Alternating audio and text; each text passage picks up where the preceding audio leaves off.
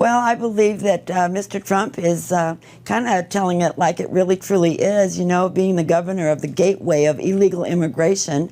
For 6 years, we had to deal with a lot of things, and I think that the people of Arizona realize that we pick up the tab for the majority of the violence that comes across our border in regards to the drug cartels, the smugglers, the drop houses.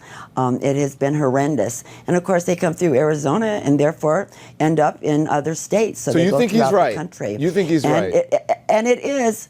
Well, no, I think everybody knows that he's right in regards to that they're coming across our border.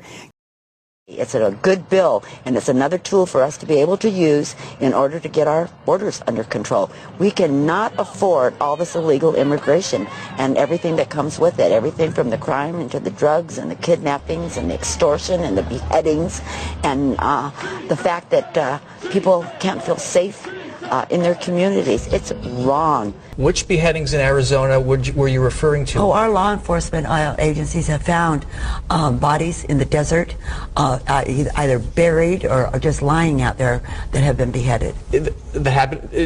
What we hear from politicians in the course of this debate on national news is a picture of Arizona that seems to be far from what many folks experience. I could not find any beheadings in any kind of news search in Arizona.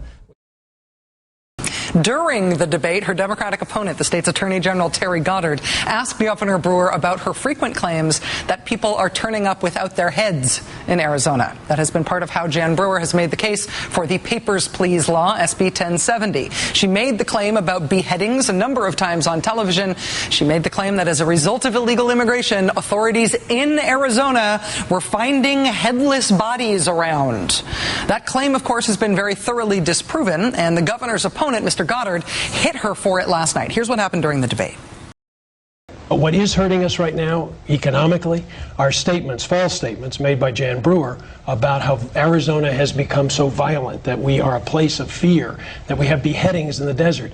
Those are false statements. They cause people to think that Arizona is a dangerous place, and they don't come here and they don't invest here because our governor has said such negative things about our state. And Jan, I call upon you today to say that there are no beheadings. That was a false statement, and it needs to be cleared up right now. And you know, Terry, I will call you out. I think that you ought to renounce your support and endorsement of the unions that are boycotting our state. She sidestepped the question about the beheadings several times. So as soon as she emerged from the debate, I asked her, why wouldn't you recant the comment you've made earlier about the beheadings in the desert? Seriously, that's a serious question, Governor. Well, this was an interesting evening tonight. She doesn't answer. Instead reiterates a debate talking point, charging that Goddard doesn't have a plan. Why won't you recant the comment about the beheadings? To move forward. Okay, but Governor, seriously. As other reporters chime in, demanding an answer, this happens. Governor, please answer the question. About the headless bodies. Why won't you recant that? You still believe that? Come on, Governor.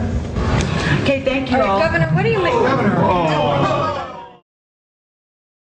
Arizona, you are fortunate folk to have Jan Brewer as your governor. Thank you, Governor Brewer and Mr. Aha, for your defense of our country.